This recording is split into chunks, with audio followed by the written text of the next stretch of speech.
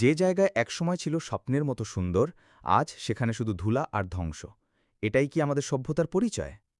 সিলেটের ভোলাগঞ্জ সাদা পাথর পাথনের রাজ্য বলেই পরিচিত ছিল, কিন্তু এক বছরের ব্যবধানে শত শত নৌকায় প্রকাশ্যে চলে পাথর আর বালু লুটপাট।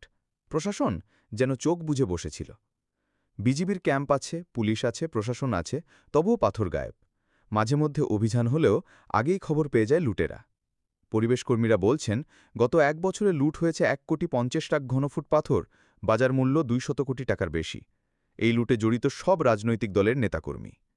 বাঙালি জাতি এক অদ্ভুত দক্ষতা রপ্ত করেছে, যা পায় তার রুট করে শেষ করে দেয়।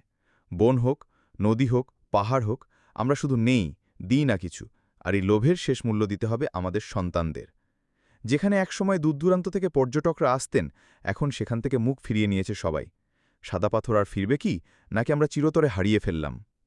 প্রশাসন বলছে অভিযান চলছে, কিন্তু লুটপাট থামছে না। প্রশ্ন একটাই, দোষীদের বিচার কি হবে, নাকি আমরা কাগজে কলমে সভ্য হয়ে বাস্তবে বর্বরই রয়ে যাব? প্রকৃতি কাউকে ক্ষমা করে না। আজ যদি না থামি, কাল হয়তো ইতিহাস শুধু আমাদের লজ্জার গল্প বলবে। ভিডিওটি যদি মনে লাগে, লাইক দিন, শেয়ার করুন, আর কমেন্টে লিখুন আপনার চোখে দোষী কারা।